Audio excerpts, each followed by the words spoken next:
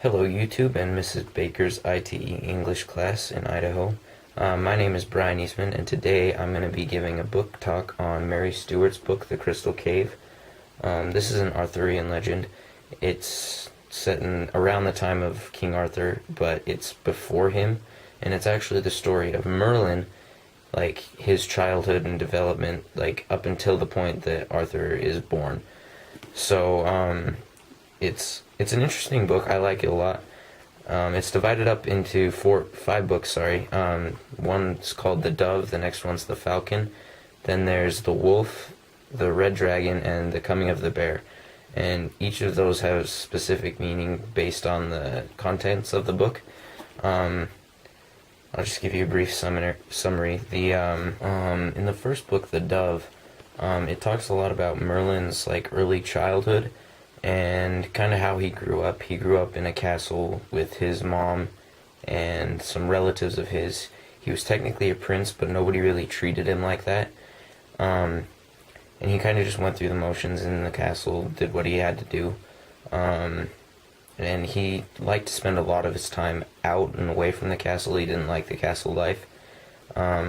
So one day while his mentor's kind of sleeping and drunk, he leaves and goes just out on a ride one day, and he ends up finding this cave that turns out to be the Crystal Cave that's described in the book. And kind of over the next couple of chapters, it talks about him and his new mentor Galapas, who is the wizard that kind of trains him in how to see things and how to use magic, basically. He kind of just goes through and goes into the cave and like learns firsthand like how to do this stuff. So yeah, he goes from there, and then when he goes back to the castle after one of his visits with Galapas, he finds out that his best friend was killed, because they thought that he killed the king.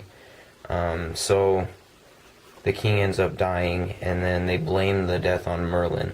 So Merlin's gonna, if he goes back to the castle, then he's gonna go back and they're gonna kill him.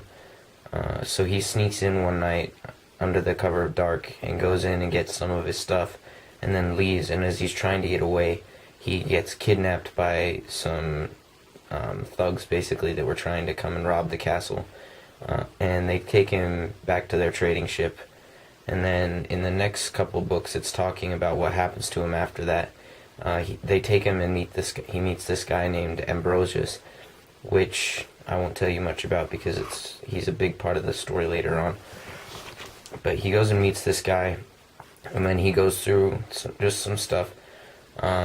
He has to go through a lot of different things that aren't necessarily his fault. He gets blamed for a lot of things as he goes through, and eventually he encounters Uther Pendragon, which ends up being King Arthur's father, and that happens later on. But he comes in on a run-in with him, and they don't get along very well, and some interesting things come out of that. So I would recommend this book to anybody who likes older medieval type things. I like that subject. I like going and learning about old civilization, what worked and what didn't work, and kind of some of the fantasy stuff about those periods too. I really like stories about Merlin and King Arthur and all that, and I really enjoyed this book. I'm just going to read you a passage here. This is when he leaves after he finds his teacher drunk. And I just like the descriptive language that he uses. So he says, one day it was a hot, drowsy day, full of the smell of bracken. Blue dragonflies darted and glimmered over the river, and the meadow sweet was thick as curds under the humming clouds of flies. My pony's neat hooves tapped along the baked clay of the towpath. We met a big dapple gray bringing an empty barge down from the mill with the tide, taking it easy. The boy perched on its withers called a greeting, and the bargeman lifted a hand. When I reached the mill, there was no one in sight. Grain sacks, newly unloaded, were piled along the narrow wharf. By them, the miller's dog lay sprawled out in the hot sun, hardly troubling to open an eye as I drew rein. in the shade of the buildings. Above me, the long, straight stretch of the military road was empty.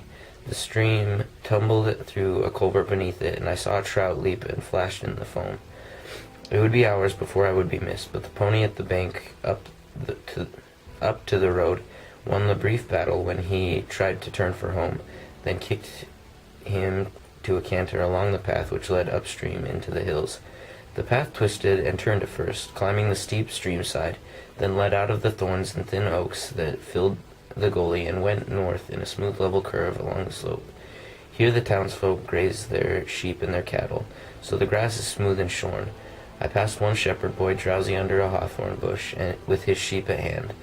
He was simple, and only stared vacantly at me as I trotted past, fingering the pile of stones which he herded his sheep.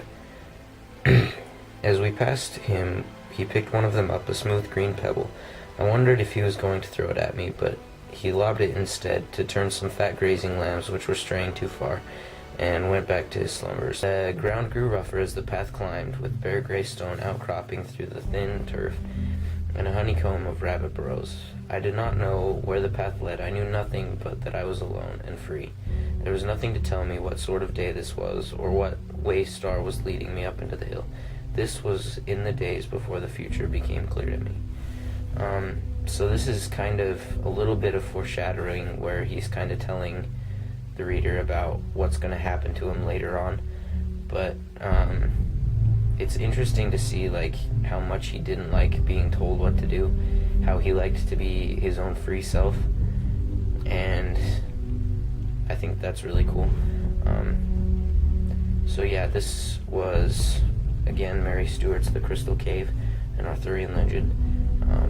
I found it a really enjoyable read, and I hope you will too.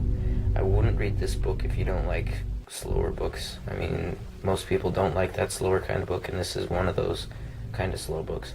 So anyway, thank you for your time, and I'll see you later.